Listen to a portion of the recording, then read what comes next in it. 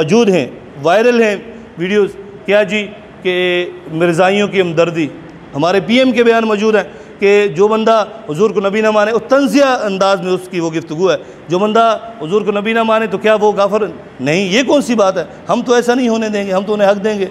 उसका इस टाइम एक ज़िम्मेदार वज़ीर जो है ना, जो कैबिनेट का हिस्सा है, असद उमर, वो कल कहता है जी मैं कैप्टन सफ्तर की तरह जो है ना एमनियों के साथ वो बर्ताव नहीं करूँगा जिस तरह उसने असम्बली में जो है ना इनके ख़िलाफ़ बात की और इनको रुकावट डाली।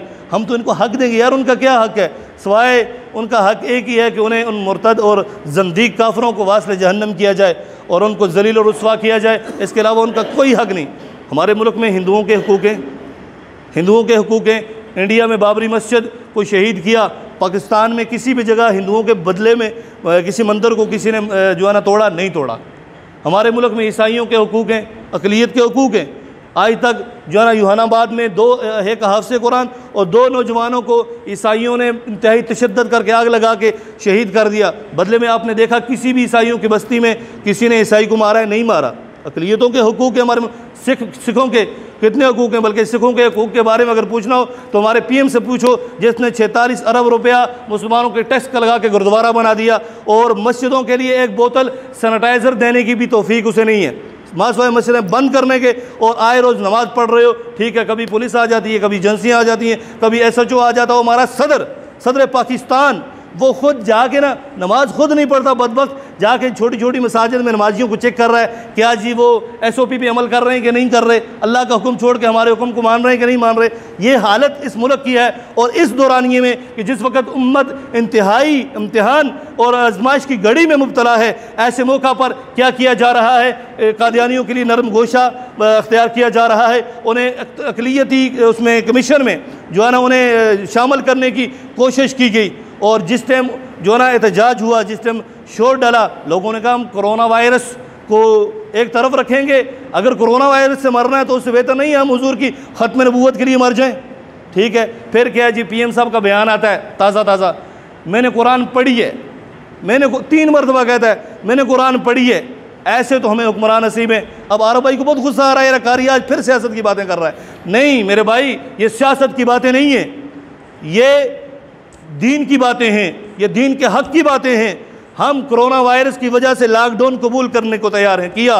हम तमाम तर मुशक्क़तें, भूख, अफलास कबूल करने के लिए तैयार हैं, किया। लेकिन हम इस मुल्क के पाकिस्तान में हुज़ूर नबी करीम अलैहिस्सलाम के गुस्ताख, हुज़ूर नबी करीम अलैहिस्सलाम के गद्दार और मुल्क पाकिस्तान के गद्दार के लिए कोई भी नरम गोशा अख्तियार करने के लिए हरगिज़ तैयार नहीं है। और 71 के आइन में इनको, इन जंदीक काफरों को जो है ना बिल्कुल दायरा इस्लाम से खारिज, जंदीक इसलिए कि ये लोग वो हैं जो अपने कुफर को इस्लाम साबित करते हैं और मुसलमानों को काफर करार देते हैं। ठीक है, तो इनके लिए कोई नरम गोशा नहीं। अब वो कहते हैं मैंने कुरान पढ़ी है। कुरान पढ़ी नहीं होती, अकल के अंदर कुरान पढ़ा होता है। आज तक उसे जितनी भी बार आई ख़त्म नबूवत का मामला आया, उसकी ज़ुबान थोथे आ गई।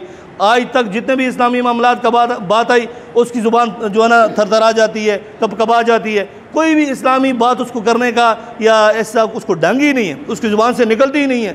ठीक है, और वो कहते हैं नहीं मैंने कुरान पढ़ी है। ये मुझ पे इल्ज़ाम लगाया जा रहा है, जो लोग मुझे यहूदियों के एजेंट कहते हैं। एक तरफ उसका वज़ीर ज़िम्मेदार, उसकी कैबिनेट का वज़ीर, वो ऐलान करता है, एक तरफ वफाकी मजहबी उमूर की जो वजारत है उसको जो है ना हदायत जारी होती हैं और उस पर वो पेपर वर्क कर रहे हैं। और दूसरी तरफ जिस टाइम देखा कि उम्मत इस चीज़ को कबूल करने से कासर है, तो फिर उसने ये बीन बजाना शुरू कर दी। मौका तलाश करते हैं, मौका तलाश करके अवाम के जज्बात को चेक करके हमला कर देते हैं, वार कर देते हैं। अभी हज के फारम में हालिया इस दफ़ा जो मामला हुआ था, हज के फारम में हलफ जो था ख़त्म नबूवत का, वो मुकम्मल निकाल दिया गया था और वो फारम इशू हो गए। फिर वो चीज़ जब पकड़ी गई, सामने आई, तो जो उस वजारत का वज़ीर है वो भी कहता है मुझे पता नहीं है, PM भी कहता है मुझे पता नहीं है, वज़ीर आला भी कहता है मुझे पता नहीं है, PM को नहीं पता, CM को नहीं पता, ठीक है, मौजूदा उस मुतल्लिका मिनिस्ट्री को नहीं पता। तो फिर कौन सी ताकतें हैं जो हर बार मुस्लिम उम्मा के साथ ये खिलवाड़ कर जाती हैं और पता भी नहीं चलता इन्हें। ठीक है, ऐसा कोई नहीं। आसिया मलूना सब लोग कह रहे थे क्या जी, उसको, उस बदबख्त को अदालत ने छोड़ा जी, इसमें PM का कोई कसूर नहीं है, इसमें वज़ीर आज़म का कोई कसूर नहीं है। उस अकल से पैदल को बर्दाश्त न हुआ। हम उसकी इज़्ज़त करते हैं, हमारा वज़ीर आज़म है, लेकिन दीन के मामलात को छेड़छाड़ करेगा तो कोई इज़्ज़त नहीं। हमें इस जान की क्या परवाह है, क्या करनी है जी। अब कोरोना से मर जाएं, अब किसी और चीज़ से मर जाएं, किसी और चीज़ से मर जाएं, तो हुज़ूर अलैहि सलाम की नमूस पे अगर बात आ जाए, ख़त्म नबूवत पे बात आ जाए तो लोग चुप हो जाएं, खामोश हो जाएं। तो फिर क्या करनी वो ज़िंदगी, वो जवानी, वो मामलात कुछ भी नहीं करने।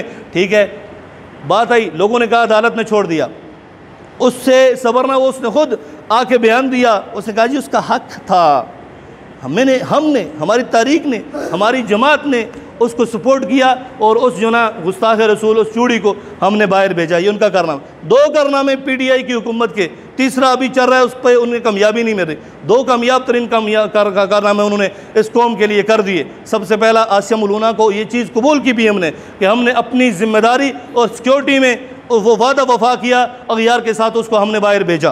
पहला कारनामा ये किया। दूसरा कारनामा करतारपुर राहदारी का मंसूबा ये उसने बनाया, ये उसका बहुत बड़ा कारनामा, 2 जो PTI के लिए। ठीक है, तीसरा कारनामा दूसरी मरतबा ख़त्म नबूवत पे हमला कर चुके हैं और कादियानियों को आगे लाने की पूरी कोशिश कर चुका है। इसके अलावा तो और कोई काम मुझे नज़र नहीं आया। आप में से अगर किसी को नज़र आया हो तो मुझे भी बताइएगा। अल्लाह वहदहू ला शरीक उस काम की वजह से इन्हें मज़ीद अच्छाई की तौफ़ीक़ अता फ़रमाए। मेरे बुज़ुर्गों, नौजवान साथियों, बस आखिरी बात जहन में रखें, ये माह मुक़द्दस, इसके अंदर मेरे और आपके लिए, ठीक है, मैं भी रोज़े की हालत में हूँ, अब भी रोज़े की हालत में, हमारे पास एक ही चीज़ है, एक तो ये माह रमज़ान, दूसरा अल्लाह वहदहू ला शरीक की बारगाह में अपनी पेशानियों को, अपने दिलो दिमाग को पेश करना, और तीसरा दर रसूल सल्लल्लाहु ताला अलैहि वसल्लम से अपनी निस्बत और ताल्लुक़ को मजबूत करना। रिज़्क़ का रज़ाक़ भी अल्लाह है, ज़िंदगी जो उसने लिखी है वो पूरी करनी है।